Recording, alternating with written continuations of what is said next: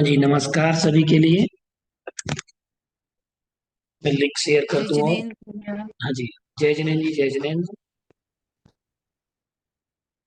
आज की इस कक्षा में उस लेक्चर में हम कलिंग जिन के बारे में हम समझेंगे कि कलिंग क्या है। उड़ीसा में जो जैन सभ्यता थी, उस जैन सभ्यता को हमें आज समझना है और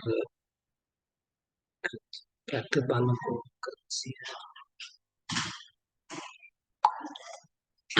इसमें हम आज आप लोगों से चर्चा करेंगे। आप लोगों ने नाम सुना होगा। अ,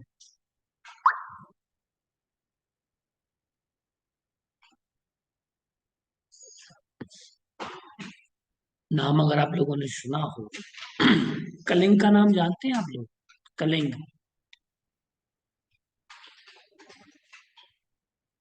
कलिंग का नाम सुना है क्या आप लोगों ने?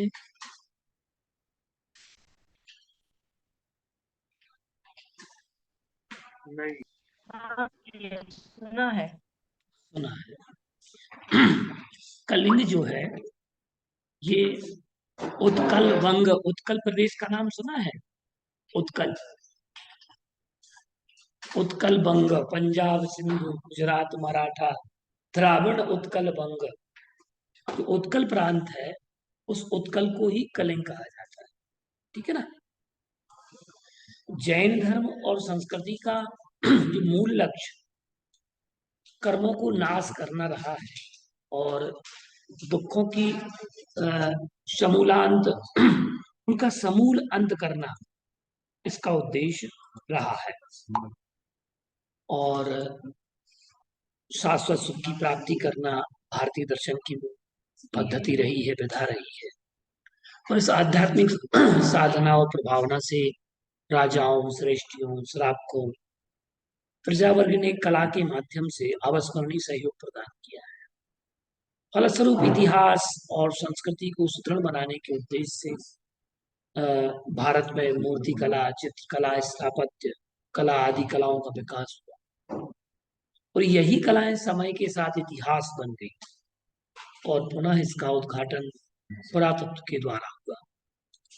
पुरातत्व एवं इतिहास प्राचीन साहित्य, कथा, अभिलेख, परंपराओं के गवाक्ष से जैन धर्म के प्राचीन इतिहास की रूपरेखा प्रस्तुत हम कर सकते हैं। जैन धर्म पूर्व और उत्तर का आद्य बिंदु है, जिसके मगध, कौशल और मथुरा ये प्रारंभिक सांस्कृतिक केंद्र रहे हैं, जहां से जैन धर्म पश्चिम, दक्षिण एवं मध्य भारत की ओर प्रसारित हुआ।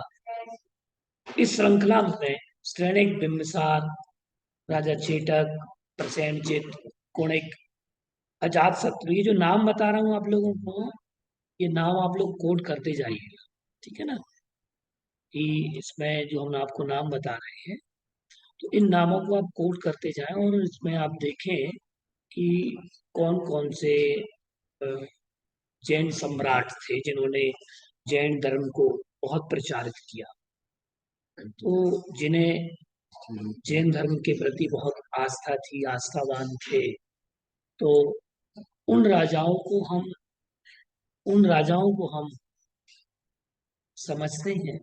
वो राजा कौन कौन से थे भारत देश के, जिन्हें जैन धर्म से अतीब आस्था थी और उनके अनुयायी थे।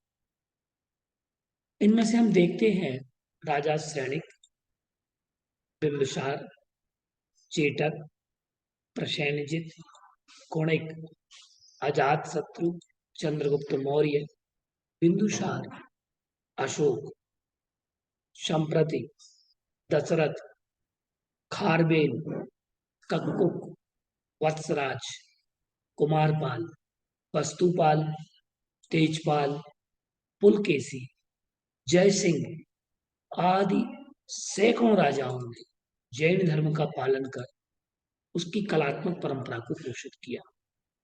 हम अगर वही समझे हड़प्पा संस्कृति को, तो हड़प्पा से प्राप्त 2000 ईसा पूर्व दो दिगंबर मूर्तियां मौर्य काल में लोहानीपुर, पटना से प्राप्त मस्तक विहीन काय उत्सर्ग मुद्रा में नग्न मूर्ति प्राप्त होती है, और नग्न मूर्ति प्राप्त होती है, तथा कलिंग जिन ऋषभदेव की मूर्ति, उदयगिरी खंडगिरी की गुफाएं, मथुरा में प्राप्त जैन मूर्तियां और गुप्त काल में निर्मित मूर्तियां, मैं आप और एलोरा, अजंता, श्रवणबेलगोला, गोमटगिरी की मूर्तियां, तथा पूर्व भारत, पश्चिम भारत, मध्य भारत, दक्षिण भारत में जैन स्थापत्य कला, मूर्तियों और मंदिरों की कला के प्रमाण यत्र तत्र हमें सर्वत्र दिख रहे हैं।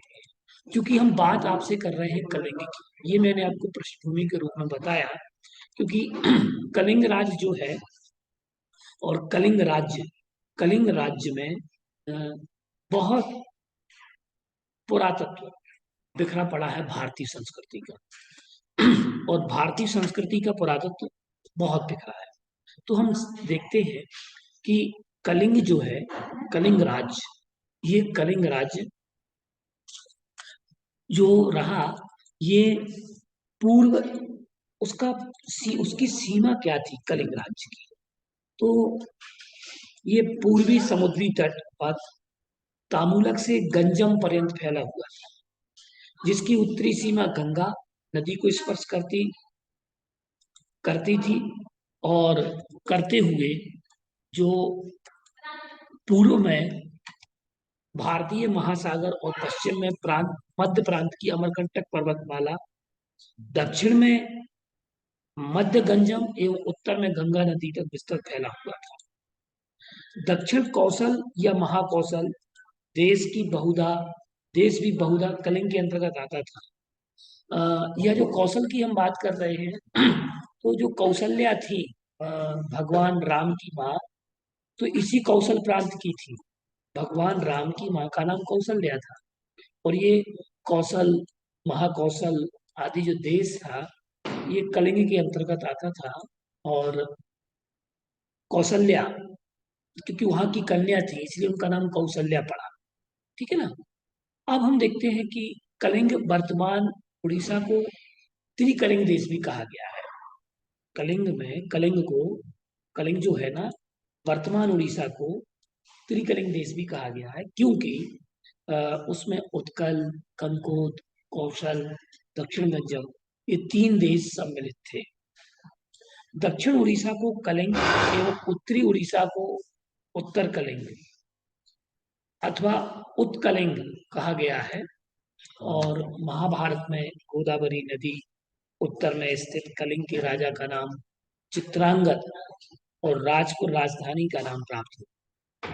और कालिदास के रघुवंश में हम देखते हैं, तो कलिंग के राजा का नाम चित्रांगद और राजपुर राजधानी नाम प्राप्त होता है। वहां जो हमने पढ़ा कि जो कलिंग, जो वहां चित्रांगद राजा आया, और यहाँ पर कालिदास के रघुवंश में कलिंग के वीरों का उल्लेख करते समय वहां के राजा का नाम हेमांगद आया है, और पूर्व में बताया कि चित्रांगद और ये हेमांगद। ठीक है, थोड़ा नाम में वह साम्य सा थोड़ा बैठता है। और जैन ग्रंथों एवं श्रीमद् भागवत के अनुसार भगवान ऋषभदेव के 100 पुत्र थे। अविराज राजेंद्र कोश में उन 100 पुत्रों के नामों का उल्लेख मिलता है। ठीक है, और उनमें से बड़े पुत्र का नाम भरत, दूसरे का नाम बाहुबली, और 26वें पुत्र का नाम था कलिंग। वह 100वें पुत्र का नाम था प्रभंजन। ये आप लोगों को समझ में आ रहा है कि नहीं आ रहा है? देखिए, मैंने जो आपको नाम बता रहा हूँ, इस चीज को आप ध्यान से सुने कि ये जो मैं आपको बता रहा हूँ, ये इतिहास है कलिंग प्रांत का। तो 26वें पुत्र का आदिनाथ भगवान के, जो भगवान ऋषभदेव थे, उन ऋषभदेव के 26वें बेटे का नाम कलिंग था।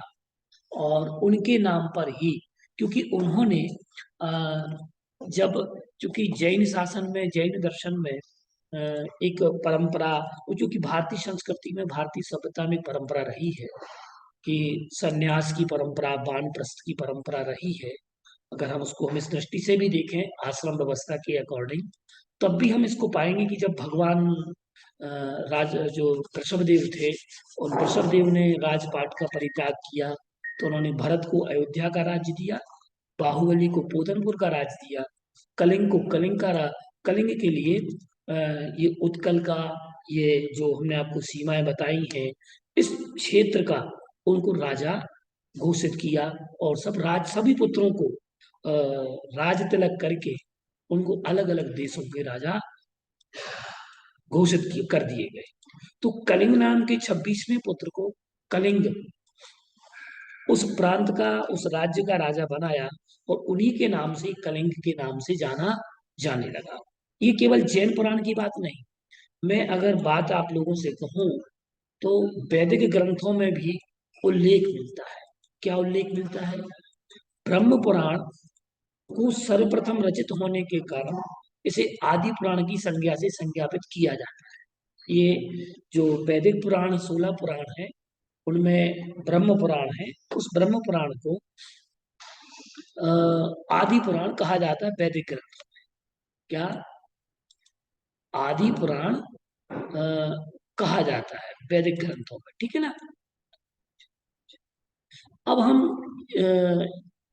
ये देखें और ये जानें कि उस ब्रह्म पुराण में क्या बात आई है कलिंग के विषय में। तो ब्रह्म पुराण में उत्कल प्रदेश की महिमा, चूंकि मैंने आपको बताया है कि इसको त्रिकलिंग के नाम से जाना जाता था। कलिंग को 3 कलिंग थे। कितने कलिंग थे? त्रिकलिंग देश। एक था उत्कल, कंकोद और कौशल, दक्षिण गंजम। ये 3 देश इसमें त्रिकलिंग में सम्मिलित थे। तो आप लोगों को अगर मालूम हो तो आप लोग रेलवे का सफर करते हैं कि नहीं करते, रेल यात्रा? आप लोग आप लोगों ने देखा होगा, एक उत्कल एक्सप्रेस चलती है। कौन सी हाँ जी, उत्कल चलती है? एक्सप्रेस। कलिंग उत्कल, ठीक है ना। हाँ कलिंग कलिंग उत्कल एक्सप्रेस। तो वो नाम इसलिए रखा गया है, उसका नाम कलिंग उत्कल, कि उत्कलिंग जो था ना। अब आ गया समर्पण आगम समझ में तुम्हें, कि कलिंग का नाम सुना कि नहीं सुना हमने? हाँ हाँ हाँ जी, हाँ जी। आ गया, ध्यान में आ गया। तो हाँ जी, इसलिए, हाँ जी। हाँ बहुत बढ़िया। इसलिए इसको उत्कलिंग कहा जाता है, ठीक है ना। तो ये जो 3 प्रांत थे, 3 राज्य थे, उत्कल था, कंकोद था और कौशल था, तो ये तीनों के तीन थे जो, इन्हीं में से हम देखें तो ब्रह्म पुराण में उत्कल प्रदेश की महिमा, तीर्थ वर्णन, और सूर्य की सर्वोपरि महिमा गाई गई है। सूर्य वंश का, भारत आदि का विवेचन उसमें किया गया है। साथ ही सूर्य को शिव मानकर उसकी महत्ता को प्रतिपादित किया गया है। दूसरी बात हम कहें दूसरी बात हम कहें, भारतीय शब्दकोशों को देखें, इतिहास ग्रंथों को देखें, पुराण ग्रंथों को देखें, तो कलिंग को ओड्र, ओद्र, ओड्र देश, ओड राष्ट्र, तोसाली, मत्स्य। मत्स्य आप लोगों ने सुना होगा, मत्स्य राज।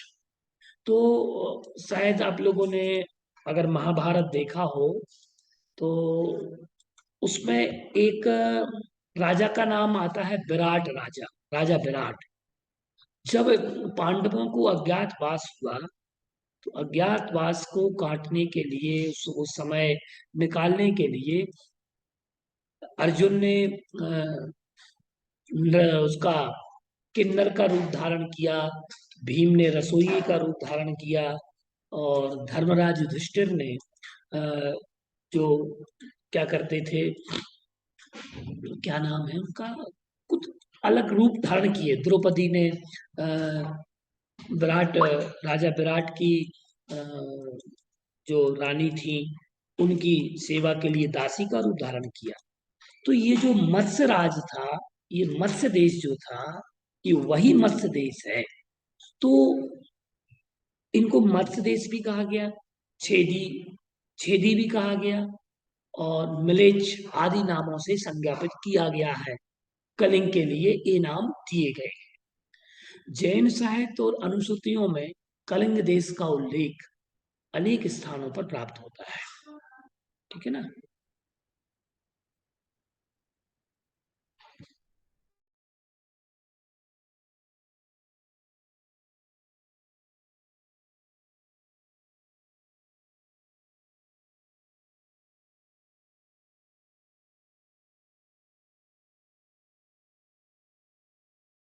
कर रहा हूं कि इसमें जो बताया गया है,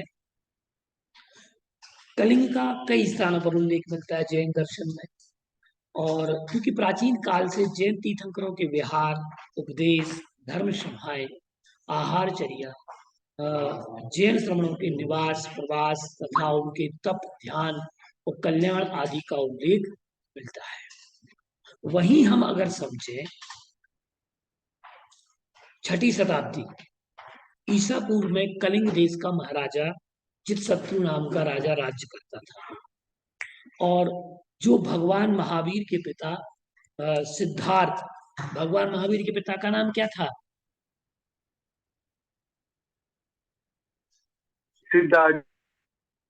अच्छा, कोई और बताएगा, कोई दूसरा व्यक्ति?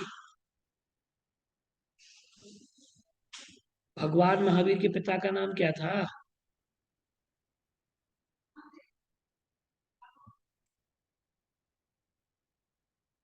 बबीता जी बताइए। सिद्धार्थ, राजा सिद्धार्थ। राजा सिद्धार्थ नाम था किनका? भगवान महावीर के पिता का नाम। हम अगर देखें तो जो वहां जितशत्रु नाम का राजा राज्य करता था छठी शताब्दी में, छठी शताब्दी ईसा पूर्व में, तो महाराजा शत्रु नाम के राजा क्या करते हो, वो राजा सिद्धार्थ के मित्र एवं बहनोई भी थे। तो राजा सिद्धार्थ की बहन का विवाह जितशत्रु के साथ हुआ था। किसके साथ हुआ था? जितशत्रु के साथ। तो जितशत्रु जो थे, तो भगवान महावीर स्वामी के कौन हुए जितशत्रु रिश्ते में?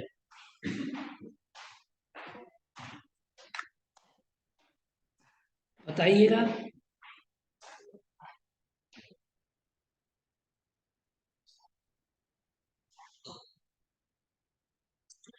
आप लोग बताएं कि महाराजा जितशत्रु कौन थे भगवान महावीर स्वामी के? अगर मामा। उनके अगर उनके पिता की बहन ब्याही थी उनके वहां पर, तो वो तो फूफा जी हुए कि नहीं हुए? कौन हुए? उनके फूफा फूफा फूफा जी। जी। हाँ। तुम लोग रिश्ते में कमजोर हो क्या, जो देरी से बता पाते? अब हुआ ये कि भगवान महावीर स्वामी के शासन काल में अ, इन्होंने दीक्षा ले ली। और दीक्षा ली, जैनेश्वरी दीक्षा धारण कर लगभग 556 ईसा पूर्व में इन्होंने अपना कल्याण किया। आपके वंशजों ने नंदकाल पर्यंत इस देश पर निर्बाध शासन किया। जो नंदकाल तक राजा नंद तक थे, राजा नंद तक के समय तक भगवान महावीर स्वामी के राजा जितशत्रु के वंशजों ने इस पर शासन किया। भारत भूमि पर लगभग 322 से 185 ईसा पूर्व तक मौर्य वंश का राज्य रहा, जिसके सिर मौर्य चंद्रगुप्त मौर्य रहे। एपिग्राफिया कर्नाटिका के चंद्रगुप्त मौर्य के द्वारा कर्नाटिका में चंद्रगुप्त मौर्य के द्वारा जैनेश्वरी दीक्षा श्रवण बेगुला में लेकर संलेखना व्रत पूर्वक अपना कल्याण किया, तो मौर्य रहे। और एपिग्राफिया कर्नाटिका के अंतर्गत जो उन्होंने लिखी है, के अंतर्गत अगर हम देखें तो चंद्रगुप्त मौर्य ने क्या किया? चंद्रगुप्त मौर्य ने दीक्षा ले ली, ठीक है ना। अब श्रवण बेलगोला में दीक्षा संलेखना व्रत धारण कर ली। इसके बाद 298 से 273 ईसा पूर्व तक मौर्य वंशीय चंद्रगुप्त के उत्तराधिकारी के रूप में सिंहसेन मगध साम्राज्य के सिंहासन पर बैठा और 273 ईसा पूर्व में अशोक को मगध की गद्दी प्राप्त हुई और कलिंग युद्ध में हुए नरसंहार के पश्चात उसके हृदय का परिवर्तन हुआ और बौद्ध धर्म को उसने अंगीकार कर लिया। इसके अतिरिक्त 236 ईसा पूर्व में सम्राट अशोक का शासन समाप्त हो गया। अब मैं जो बात करने जा रहा हूं ये सम्राट खारवेल की बात करना चाहता हूं। कौन से सम्राट का नाम मैंने आपको बताया? सम्राट खारवेल। सम्राट खारवेल। खारवेल। तो सम्राट खारवेल के विषय में हमें आज जानना है कि कलिंग में कैसा शासन रहा। आज कलिंग प्रांत के बारे में जानेंगे क्योंकि इतिहास और संस्कृति आपका सब्जेक्ट है, तो हम अपने इतिहास और संस्कृति को जानेंगे। मौर्य शासन काल के बाद कलिंग में मेघवाहन महामेघवाहन वंश के राजाओं का आगमन ईसा पूर्व प्रथम शताब्दी में प्रारंभ। अब वो कहाँ कैसे आए ये इसका पूरा इतिहास तो नहीं मिलता, लेकिन सम्राट खारवेल ने कलिंग में एक पर्वत है जिसको बोलते हैं कुमारी पर्वत, और वर्तमान में उस कुमारी पर्वत को बोलते हैं खंडगिरी और उदयगिरी। क्या बोलते हैं? खंडगिरी और उदयगिरी। उदयगिरी। उदयगिरी। तो पहले तो ये कुमारी पर्वत ही था। इसके बाद में हुआ ये कि ब्रिटिश सरकार ने इस पर्वत पर को डायनामाइट लगा करके इसको तोड़ा फोड़ा, और कोणार्क का सूर्य मंदिर 12वीं शताब्दी में बन रहा था। कोणार्क का जो सूर्य मंदिर है ये 12वीं शताब्दी में बन रहा था। तो इस कुमारी पर्वत के शिलाओं से, यहाँ के पत्थर से सूर्य मंदिर का निर्माण हुआ। 12वीं शताब्दी के समथिंग की बात है। तो 12वीं शताब्दी में ये हुआ, और उसके बाद 18वीं 17वीं 18वीं शताब्दी के समथिंग समथिंग ब्रिटिश सरकार ने इस पर्वत के बीच में से मार्ग निकाला, और जो कुमारी पर्वत था उसको खंड खंड करने के कारण इसे खंडगिरी कहा गया, और नए पर्वत का उदय हुआ सो उसको उदयगिरी कह दिया गया। ठीक है ना, ये खंडगिरी का इतिहास है। और इस कुमारी पर्वत पर, जिसको आज हम वर्तमान में उदयगिरी खंडगिरी के नाम से, खंडगिरी उदयगिरी के नाम से जानते हैं, तो उस उदयगिरी पर्वत पर एक शिलालेख सौरसेनी प्राकृत में, जैन प्राकृत में, जैन सौरसेनी में, ब्राह्मी लिपि में एक शिलालेख लिखा है जो कि सम्राट खारवेल ने लिखवाया है। ठीक है, ये एलवंशी या आर्यवंशी राजा था, उसमें उन्होंने लिखा है। और यह जो है ये चेदी और चैत्र वंश की एक शाखा थी, और बुंदेलखंड में भी इसकी कोई उपशाखा रही है चेदी वंश की। इसका उल्लेख भी चेदी वंश की विस्तृत वंशावली हरिवंश पुराण में दी गई है। मालवा प्रांत की वर्तमान चंदेरी नगरी के निकटवर्ती क्षेत्र में चेदी क्षेत्रीय छत्री जो रहते होंगे उनके लिए चेदी कहा गया। पुन्नाट संघी आचार्य जिनसेन कृत हरिवंश पुराण में के 17वें से सर्ग से के 362वें श्लोक में, 17वें सर्ग के 362वें श्लोक में महाराजा अभिचत्र द्वारा स्थापित चेदी राष्ट्र की स्थापना का वर्णन किया गया है। और इसी वंश की शाखा संभवतया बुंदेलखंड में जो है ये उड़ीसा में आकर स्थापित हुई होगी। शाखाएं उपशाखाएं थी जो ये उड़ीसा में जाकर के रही हुई, और जिसने अपना प्रत्यारोपण कब कहाँ कैसे किया इसका कोई विशेष प्रमाण सा तो नहीं मिलता है। तो सम्राट खारवेल इस वंश के तीसरे राजा थे, और जो उदयगिरी में हाथी गुम्फा लेख से प्रमाणित हो जाता है। और इसी वंश के प्रथम राजा महामेघवाहन, द्वितीय राजा का प्रमाण नहीं है, उतना उल्लेख उसमें नहीं आया, किंतु खारवेल के पिता चेतराज ही द्वितीय राजा थे। क्योंकि हम ये कह सकते हैं कि क्योंकि प्रथम राजा मेघवाहन थे, तो खारवेल के पिता का नाम मेघवाहन था, तो द्वितीय राजा यही रहे हों। और सम्राट खारवेल तृतीय राजा थे। अत्यंत पराक्रमी थे ये, धर्मनिष्ठ थे, कर्तव्यनिष्ठ राजा थे, और जैन धर्म के अनुयायी थे।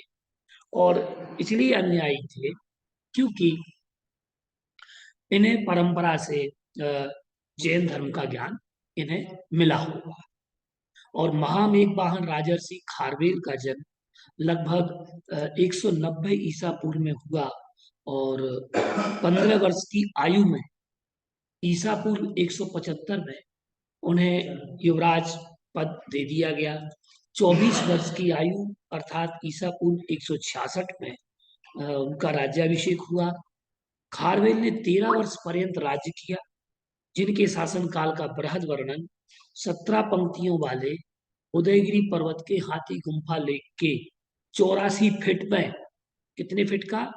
84 फीट का वह शिलालेख जो है वो उत्कीर्ण कराया गया, उसमें लिखा हुआ है। और हम अगर देखें तो भारतवर्ष के इतिहास में कलिंग का स्थान ऊंचा और महत्वपूर्ण रहा है। यहाँ का पुरातत्व, धर्म, दर्शन, स्थापत्य, संस्कृति, साहित्य, ललित कलाएं आदि महत्वशाली रही हैं। प्राचीन कलिंग के इतिहास में जैन धर्म को अंगीकार करने वाला धर्मज्ञ प्रजावत्सल चक्रवर्ती सम्राट खारवेल चेरी महामेघवाहन वंश का तृतीय राजा हुआ, जिसने अपने राज्य शासन के 14वें वर्ष में, जो सम्राट खारवेल थे, इन्होंने 14वें वर्ष में क्या किया? 14वें वर्ष में पर्वत पर ब्राह्मी लिपि में 17 पंक्तियों में हाथी गुम्फा शिलालेख उत्कीर्ण करवाया था। खारवेल का शासनकाल द्वितीय शताब्दी से प्रारंभ, जिसका प्रमाण खारवेल द्वारा उत्कीर्णित हाथी गुम्फा लेख की प्रथम पंक्ति में लिखा है, नमो अरहंतानम, नमो सर्व सिद्धानम, में अरिहंतों एवं सर्व सिद्धों को नमस्कार किया गया है। इससे स्पष्ट हो जाता है कि वह जैन धर्म का अनुयायी था। जब भी आप शिलालेख देखेंगे, भारत के जितने भी शिलालेख देखें आप, उन शिलालेखों में, प्रशस्तियों में राजा रहे हों, महाराजा रहे हों, अथवा सामंतों ने भी कई प्रशस्तियां लिखवाई, तो उन प्रशस्तियों में सबसे पहले हमारे देश में अपनी संस्कृति को, अपने धर्म को महत्व दिया गया।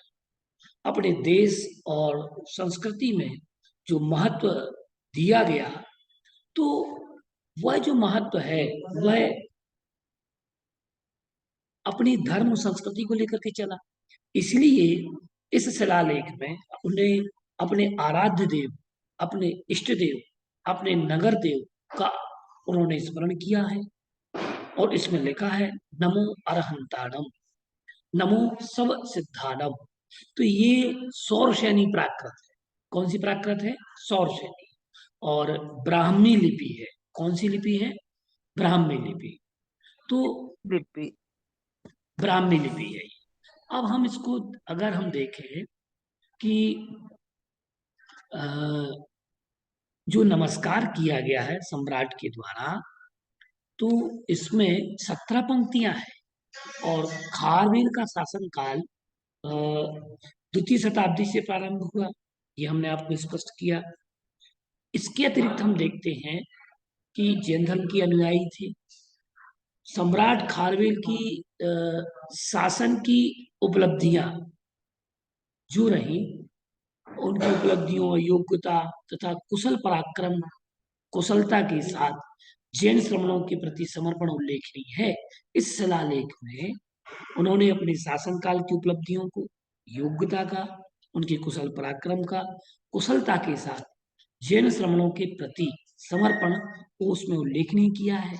महामेघवाहनों के शासनकाल में दोनों पर्वतों पर, जो कि आज हम इसमें दोनों शब्द इसलिए प्रयुक्त कर रहे हैं क्योंकि पर्वत तो एक ही था, कुमारी पर्वत के नाम से, और इसके पीछे का तत्व भी हम आपको आगे बताएंगे कि इसको कुमारी पर्वत क्यों कहा गया। तो इसमें दोनों पर्वतों पर जैन धर्म की उन्नति हुई, क्योंकि बहुत सारी गुफाओं का निर्माण इसमें हुआ। और खारवेल की पत्नी का नाम, पटरानी का नाम मुख पटरानी सिंहपत तथा महारानी बजर रानी थी।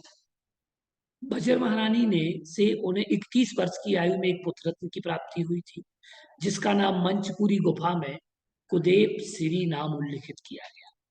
सिंहपत महारानी के निवेदन पर जन्मजात जैन राजा ने अपने शासन काल के 13वें वर्ष अर्थात 33वीं वर्ष की आयु में उदयगिरी खंडगिरी पर्वत पर जैन श्रमणों दिगंबर श्रमणों का यति सम्मेलन करवाया और उन साधुओं को रोकने के लिए विभिन्न गुफाओं का निर्माण कराया। इसके साथ साथ उनके आहार पूजन आदि की व्यवस्था भी खारवेल और सिंहपत महारानी ने की थी, जो श्रावकों के कर्तव्यों के समावेशक को दर्शाती है। कि केवल सबसे बड़ी बात ये होती है, क्योंकि पहले जो विवाह हो जाया करते थे, उन विवाहों में हम अगर देखें कि देखो रानी चेलना चेटक की पुत्री थी। चेलना जो थी, चेलना किसकी पुत्री थी? चेटक की। और विवाह हुआ किससे? श्रेणिक से। क्योंकि श्रेणिक जो थे वो बौद्ध भिक्षुओं को मानने वाले थे। बिंबिसार राजा राजा बिंबिसार का जो उल्लेख आता है, चेटक का जो उल्लेख आता है, तो वो बौद्ध भिक्षु थे और बौद्ध भिक्षुओं को ही मुख्य रूप से माना करते थे। अब हम देखते हैं कि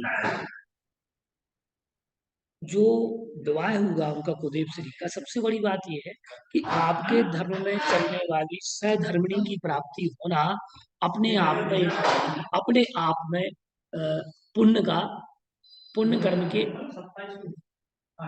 कर्म के उदय से ही प्राप्त होता है। अब हम इसमें देखें कि जो कुदेव श्री जो उनके पुत्र का नाम उल्लेखित मिलता है, सिंहपत महारानी के निवेदन पर जन्मजात जैन राजा ने जन्म से ही जिन्हें जैन धर्म मिला था कि शासनकाल के 13वें वर्ष में यति सम्मेलन कराया और श्रावकों के कर्तव्यों का समावेशन भी किया गया है। सम्राट खारवेल ने जैन श्रमणों के धर्माध्यान विहार निषेधिका के उपयोग हेतु खंडगिरी पर्वत पर जो 15 गुफाओं का निर्माण कराया और उदयगिरी पर्वत पर 18 गुफाओं का। क्योंकि वर्तमान की स्थिति में हमें ये 15 और 18 प्राप्त होती है, इसलिए हम ये आपको ये शब्द प्रयुक्त कर रहे हैं कि 15 गुफाएं और 18 गुफाएं ये हमें मिलती हैं वर्तमान स्थिति में। जो गुफाएं जैन स्थापत्य कला के इतिहास में बहुत महत्वपूर्ण स्थान रखती हैं और उनमें रानी गुफा है, मंचपुरी गुफा है, स्वर्गपुरी गुफा है, हाथी गुफा है, धानघर गुफा, गणेश गुफा, अनंत गुफा, सर्प गुम्फा, हरिदास गुम्फा, व्याघ्र गुम्फा, जम्बेश्वर गुम्फा, ततोबा गुम्फा, तैनतुली गुम्फा, बाजा घर गुम्फा, छोटा हाथी गुम्फा, तो ये गुफाएं इस नाम से प्राप्त होती हैं। जिनमें अलकापुरी गुफा, पातालपुरी गुम्फा, ठाकुरानी गुफा, जय विजय गुम्फा, ध्यान गुम्फा, नवमुनि गुम्फा, बारभुजी गुम्फा, त्रिशूल गुम्फा आदि गुफाओं में लघु आलेखों को उत्कीर्णित कराया गया, जिनमें सम्राट खारवेल एवं कलिंग का जो इतिहास है, सम्राट खारवेल एवं कलिंग का इतिहास है वह इसमें बिखरा पड़ा है। ठीक है ना? तो ये, और हम अगर देखें वर्तमान स्थिति में, हम देखें सबसे बड़ी बात, कलिंग के जो इष्ट देवता रहे वो रहे कलिंग जिन आदिनाथ। और कलिंग जिन आदिनाथ इसलिए इष्ट देवता रहे क्योंकि वहां पर भगवान आदिनाथ की पूजन पाठ पद्धति अच्छे से प्रचलित थी और वहां के राजा जैन शासक थे। इसलिए वहां पर कलिंग जिन के नाम से प्रतिमा स्थापित थी। और कलिंग जिन की प्रतिमा खड्गासन प्रतिमा है और दिगंबर मुद्रा की प्रतिमा है, अच्छे केस विन्यास वाली प्रतिमा हमें वहां प्राप्त होती है। और वर्तमान में जो खंडगिरी का इतिहास, खंडगिरी की आप जो स्थिति देखेंगे वो अब काफी बदल चुकी है, क्योंकि वहाँ जैनों का बाहुल्य कम है, समाज का बाहुल्य कम है, लेकिन जैन धरोहर इतनी भरी प्रचुर मात्रा में पाई जाती है कि वह पूरे कलिंग देश में सबसे अधिक, अगर हम देखें तो जैनों की जो स्थिति वहां पर बताई गई है कि वहाँ सबसे अधिक मूर्तियां वृषभदेव की प्राप्त होती हैं, फिर पार्श्वनाथ की प्रतिमाएं प्राप्त होती हैं, क्योंकि यहाँ पर इनका समुद्रण आया, फिर भगवान महावीर स्वामी की प्रतिमाएं प्राप्त होती हैं, शीतलनाथ भगवान अरहनाथ भगवान का आहार भी उसी भूमि के समीप में हुआ है। और उसकी प्राचीनता के विषय में हम अगर आपसे चर्चा करें तो ऐसा कहा जाता है, इसको कोटि शिला भी कहा जाता है, क्योंकि यहाँ से कई करोड़ों मुनिराजों ने निर्वाण पद की प्राप्ति की। आप निर्माण कांड में पढ़ लीजिएगा, जिसमें पंक्तियां आई हैं, जसरथ राजा के सुत कहे, देश कलिंग 500 लहे, कोटि शिला मुनि कोटि प्रमाण, बंधन करु जोड़ जोड़ जुगपान। अगर इसको हम प्राकृत में कहें तो कहा गया है, लिखा है, प्राकृत की भक्ति कहें, निर्वाण भक्ति कहें, या प्राकृत का निर्वाण कांड कहें, इसमें लिखा है, जस हर रायस सुगापच सया कलिंग देशम में, कोडि सिलाए कोडि मुनि, निब्बाण गया नमो तेसिम। उनके लिए मैं प्रणाम करता हूँ जिन्होंने कोटि शिला से निर्वाण पद की प्राप्ति की। कुमारी पर्वत भी इसे कहा जाता है, और चूंकि खारवेल के शिलालेख में भी आया है, सुपवत विजय चक्के कुमारी पवते अरहते, इसमें अरहत शब्द का प्रयोग किया गया। इसके अलावा भारत देश का भी इसमें, भारत का सबसे पहला प्रयोग, अगर भारत शब्द का प्रयोग किया है पाली उस प्राकृत में, तो खारवेल के शिलालेख में भारत वर्ष शब्द हमें प्राप्त होता है, भारतवर्ष यह प्राप्त होता है। और मैं आपको एक श्लोक सुनाता हूँ जो कि जहाँ पे यहाँ की महत्ता से संबंधित श्लोक है, और जो यहाँ की महत्ता को बताएगा कि यहाँ किन किन का समुद्रण आया। तो इसको इंद्रवज्रा और उपेंद्र वज्रा छंद में लिखा है कि आदि श्रेयांशो श्री पार्श वीरौष पाणी विहारम अरहान हारो कौमारकूटम कोटि शिलाभ्यास खंडगिरीणा कलिंग प्रसिद्धौ। जहाँ पर आदि अर्थात आदिनाथ, श्रेयांशनाथ, पार्श्वनाथ, महावीर स्वामी की दिव्य देशना और विहार हुआ है, श्री अरनाथ भगवान की आहार भूमि रही है, जिसे कुमारी पर्वत एवं कोटि शिला के नाम से भी जाना जाता है, वह खंडगिरी कलिंग देश में प्रसिद्ध है। इसके अलावा कहा गया है, और अब प्रसिद्धम कलिंग नगरी जैन प्रचारम श्री खारवेलहि, दीवान मंजू जैनेन्द्र भवनम कलिंग तीर्थम गोसल विकास ही। कलिंग नामक नगरी पुराण इतिहास प्रसिद्ध है, जहाँ जैन धर्म को मानने वाले शासक सम्राट खारवेल ने परंपरा से जैन धर्म का प्रचार किया, अनुपालन किया, प्रजा से सहज ही उसका पालन करवाया, और कलिंग जी के मंदिर का निर्माण भी कराया। उसका जीर्णोद्धार बुंदेलखंड निवासी परिवार जैन श्री मंजू दीवान ने कराया था, जो मध्य प्रदेश के झांसी के पास महरौनी के रहने वाले थे, और वर्तमान में एलक श्री गोसल सागर जी की प्रेरणा एवं आशीर्वाद मार्गदर्शन में कलिंग जिन के तीर्थ का विकास हो रहा है। कलिंग श्रेष्ठम जिनमादिनाथम कलावतारम सटकर्म दानम श्री लक्ष्मी लक्ष्यम कैलाश शिखरम दिव्यार्च भावम सताशीष शांति। कलिंग श्रेष्ठ, कलिंग जिन आदिनाथ समस्त कलाओं के अवतारक हैं, असीम कृषि सटकर्म आदि की